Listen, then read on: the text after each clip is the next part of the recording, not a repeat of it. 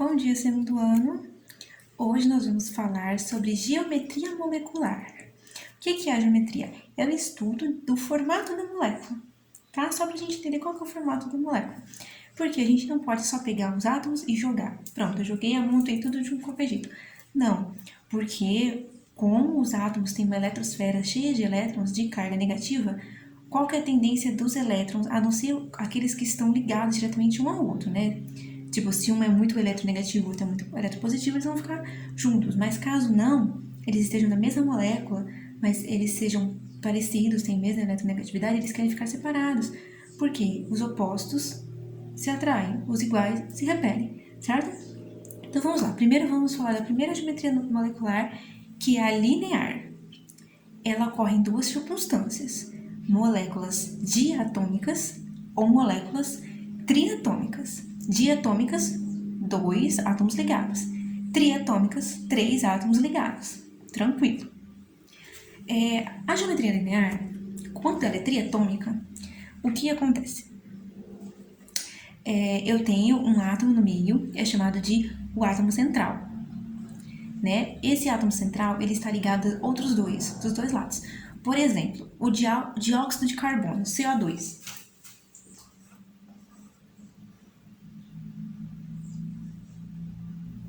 Se eu tenho um carbono e 2 oxigênios, o carbono tem que estar ensanduichado nos 2 oxigênios. E como que eu vou saber se essa molécula é linear? Para ela ser linear, eles têm que estar unidos dos dois lados, sem sobrar elétrons em volta dele girando, tá? Se tiver elétrons girando em volta dele, além dos que já estão ligados, então ela não é linear. Vamos ver o dióxido de carbono se ele é linear, apesar de ser triatômico? Primeiro a gente vai fazer a distribuição eletrônica do carbono, tá? Como vocês já sabem fazer, a gente já estudou, só vou falar o número da valência aqui. O carbono tem 4 elétrons na valência, então ele tem 4 elétrons na última camada. Isso significa que ele precisa compartilhar 4 de outros, para ele ficar com o octeto completo. Então vamos fazer o carbono aqui.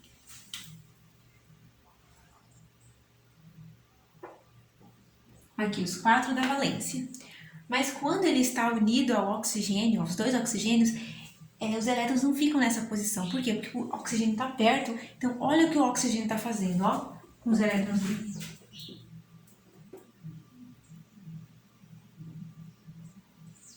Está organizando aqui para ficar um oxigênio de cada lado. E o oxigênio tem lá os seus elétrons também, né?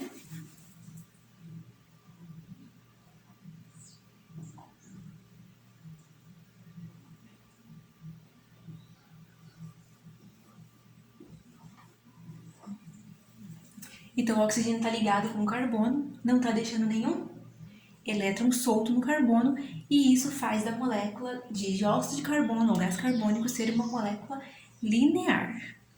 Mas e quando sobra? E quando sobra elétrons? Quando sobra elétrons na molécula triatômica, o que nós temos é uma molécula angular. A geometria dela é chamada de angular. Por quê? Porque realmente forma um ângulo, assim, um átomo no meio e outros dois assim, mais para baixo. Que é o caso da água. Vamos fazer a água aqui?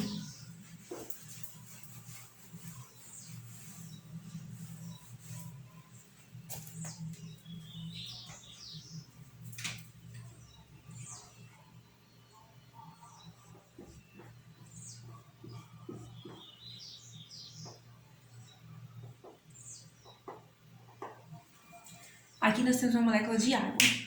Eu tenho o oxigênio, ele está ligado no hidrogênio, mas nem todos os elétrons dele estão ligados no hidrogênio, porque ele só precisava se ligar 2 vezes, né? Então tem elétrons em cima do oxigênio. Isso faz com que, obrigatoriamente, os oxigênios desçam, para não ficar perto dos elétrons do oxigênio. Então o oxigênio fica puxando os elétrons ficam puxando o oxigênio para cima e formando esse ângulo, como se tivesse uma corda aqui, tivesse alguém puxando a corda no meio aqui e ela subindo. Então, isso é a geometria angular.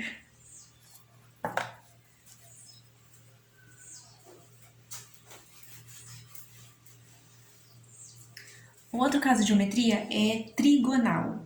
A geometria trigonal forma exatamente um triângulo, né? E ela tem uma semelhança com a linear que não tem elétrons sobrando, tá? Então, eu ligo todos os elétrons do átomo central, tá? Sempre lembrando que tem um átomo central, né? E todos os elétrons eles ficam ligados. Então, não sobra espaço puxando para lá ou para cá. Então, ela fica com um formato triangular perfeito.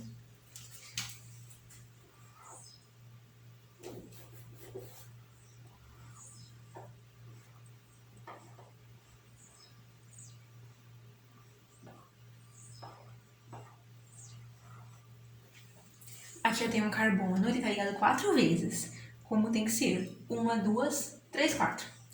E não sobrou nenhum elétron. Então, essa é a geometria trigonal. Forma exatamente um triângulo.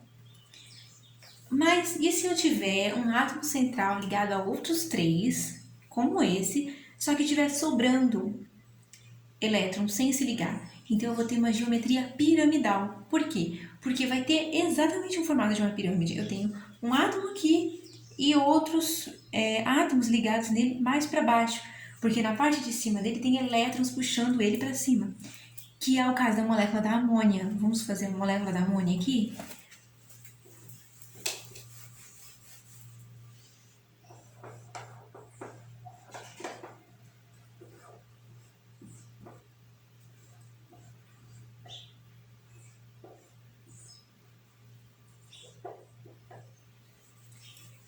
Esse é o nitrogênio. O nitrogênio ele tem ele tem cinco elétrons na valência. Então ele só precisa se ligar 3 vezes. Então ele está ligado 1, 2, 3 vezes. E ficam 2 elétrons que não precisam se ligar. Então eles ficam no topo da molécula, puxando a molécula para cima e fazendo esse formato. E se em vez de 3 ligantes no átomo central forem 4? Se forem 4, nós chamamos a molécula de tetraédrica, porque forma exatamente 4, né? 4 pontas nela, que é o caso do metano, que é aquele gás de mina, aquele gás grisul que explodia nas minas de carvão antigamente.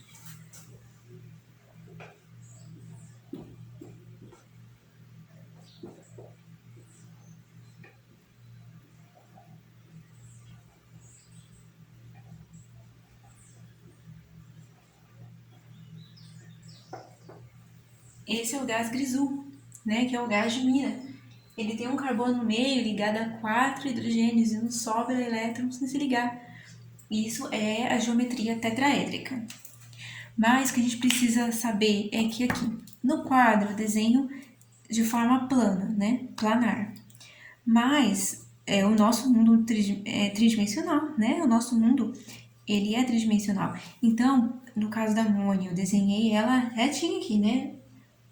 O hidrogênio aqui, hidrogênio aqui, hidrogênio aqui, hidrogênio aqui, né? Em volta dele. Só que no mundo real eu tenho um nitrogênio aqui e os outros espalhados em volta dele, montando realmente uma pirâmide. Eu vou deixar aí no vídeo para vocês algumas imagens de geometrias espaciais, que a gente pode ver no espaço de forma tridimensional como realmente são as moléculas. Então, fica aí para vocês geometria molecular.